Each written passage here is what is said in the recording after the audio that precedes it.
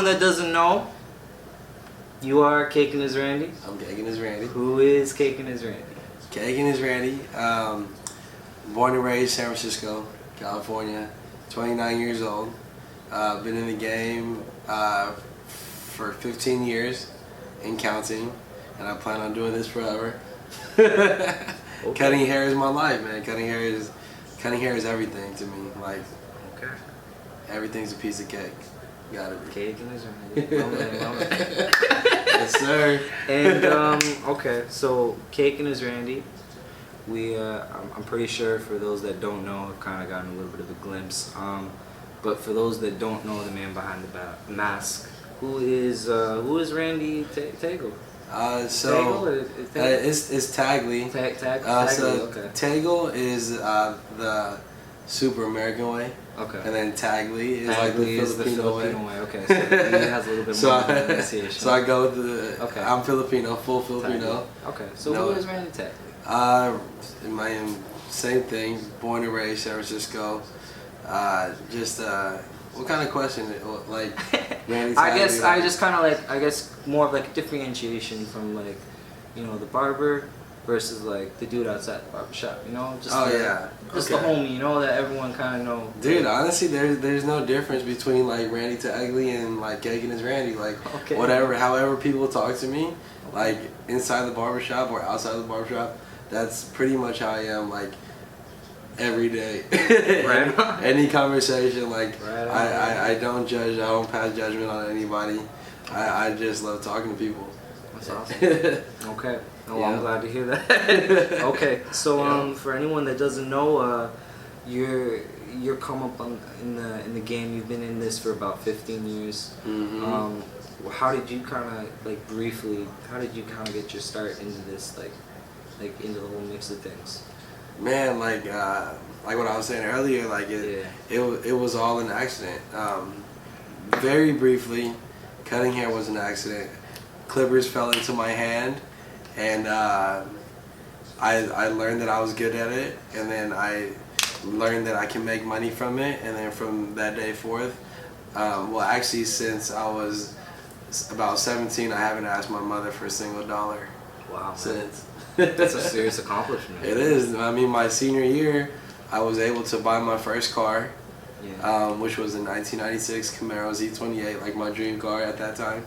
And then also I got to pay for all prom stuff, and I had the most money out of all 17, 18-year-olds going into senior high school.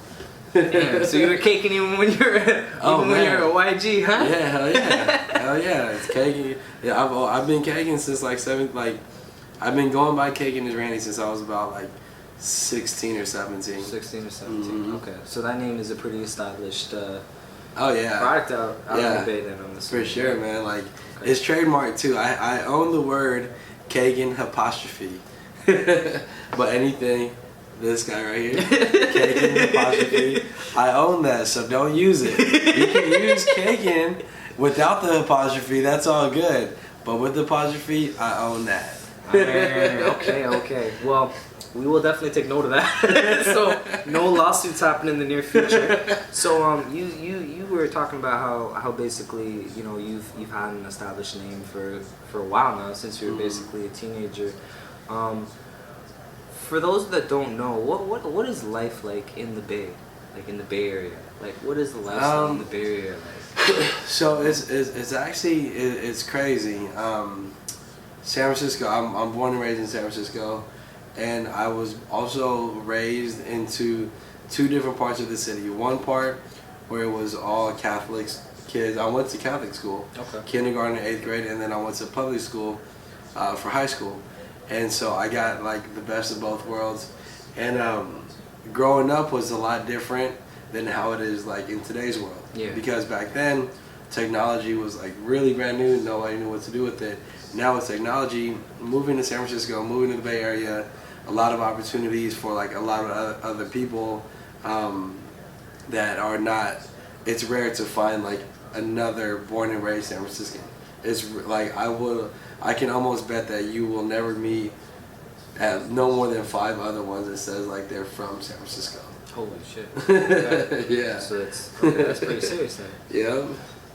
Okay. But like the general atmosphere out there, would you compare it to like anything in regards to like any other like popular cities that you've ever been to or anything of the sorts? Is it like like for someone that's never been to like Cali, for instance, is there something that's like very unique and like distinctive that you can't get like anywhere else? Like, would you say? So definitely. Like Northern California and Southern California is completely different.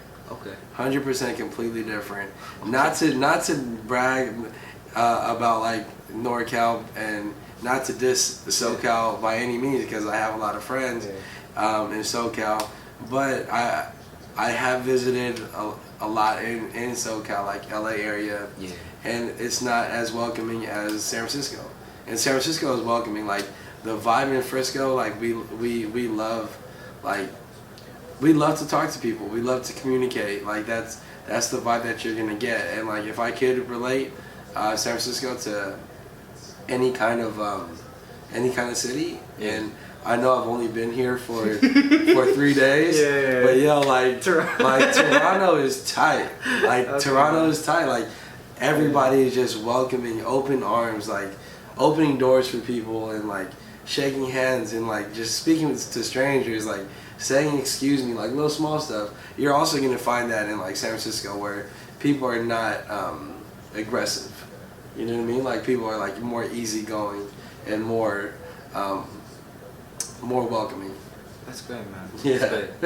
All right, so let's get back to some of the barber. Yeah. So since we just talked a little bit about the what life in the Bay is like and so forth, focusing more on the industry on your turf. Mm-hmm. What would you say is different and authentic and unique in the culture of barbering in the Bay? Authenticism. And from your generation, what kind of transpired in the amount of time that when you were coming up in the barber game, that was really I guess you could say, what was going on in the Bay that wasn't going on necessarily in other places when you were on the come up in your craft and you were learning the ways of being caking? I can really say that like we just work hard, man. Like we had no internet. Like I started cutting hair back in 2000, 2001, 2002, right? Yeah. And then when I really started getting into it, like there was no internet. There was no like other way or any other kind of what is it, like there was no direction to say like, oh dang, let me, like that guy can cut hair good. Like I would never know about somebody who's really good at cutting hair. Like there's not possible. So we had to kind of like learn from each other, and that's how like how Barber College is that you don't actually get taught from the teacher, you get taught from like the students. Yeah. So like the students, they got skills, and I'm blessed to be part of such a talented like class that I was in back in like 2005. That's awesome. And for those that don't know, who was in your class? Man, we have, alright, so when I was on my way in, we had Shane Nesbitt. Shane Nesbitt. Yeah. He owns San Mateo Zoo and shaves Shane's Shave Parlor. Yeah. He owns that. And then Carlos. I forgot his Lowe's Zoo. Yeah, he's part of San Mateo. And then we have SM Zookeeper, which is James Aragon. Okay. And then we have Phil Alapati, the first Samoan-owned barbershop, and that's called Feel Good Cuts. And that was my very first barbershop I worked at. Okay. Yeah. Wow. So, right. And then also we have Vic Damone. Vic Damone was my classmate. Vic the barber. Okay. Yeah. We're gonna get to him in a little bit. And then my little cousin, as you know, like with the rat tail videos, he was also okay. He was a couple classes after me, but we have some heavy hitters. Oh, also J Rip and True Blade.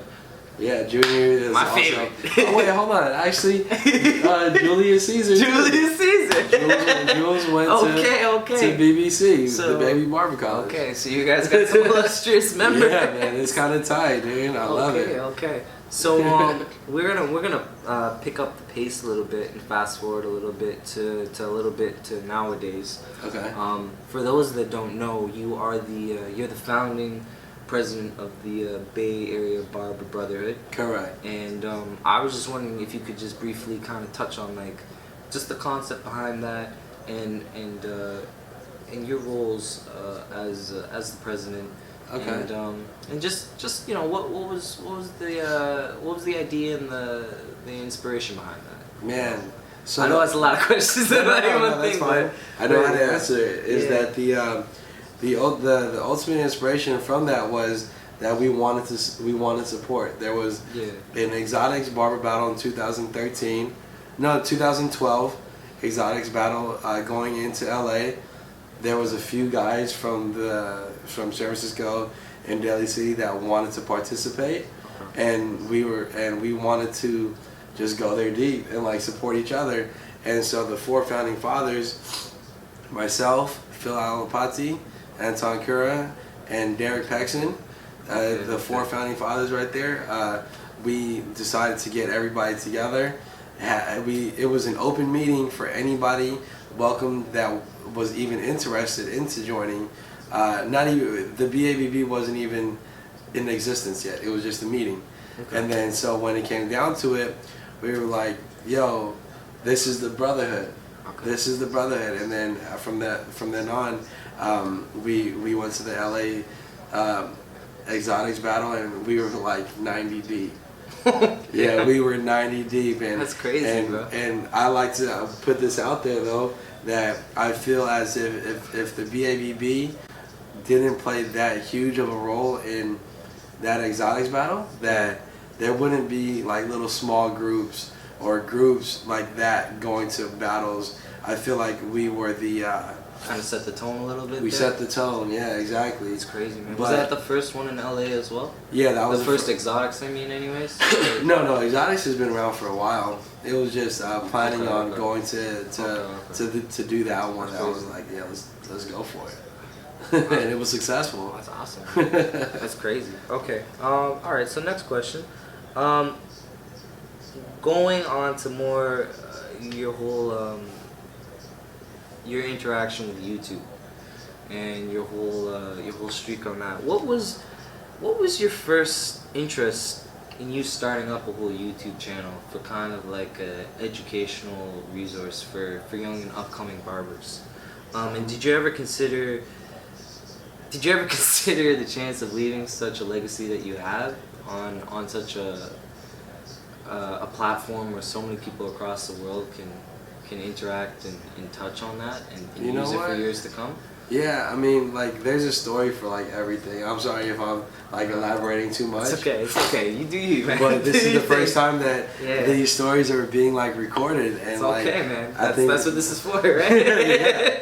And no, but seriously, like, YouTube was a complete accident. Did I tell you that already? I think you did. I think you told me a lot of it was up to chance. Yeah. A lot of it just kind of fell into place. Into the faith of things, and we were all so thankful. Trust me, we were all so thankful for all those barbers out there that use this man's videos. Trust me, you have no idea. You have no idea. I'm thankful. I'm thankful to be out here right now, you know, and in Toronto, Canada.